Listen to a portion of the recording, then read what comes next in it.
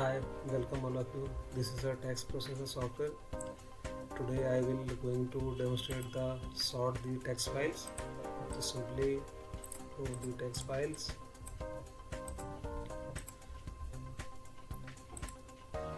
go to sort files. You can choose ascending order or descending order. By default I am going to descending order. Choose output directory or add files. Simply start the process. Completed.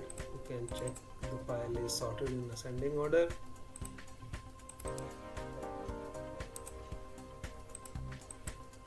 Read the output. Now sort the file in descending order.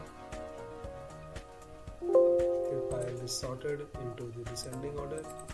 Check the result. The file is sorted.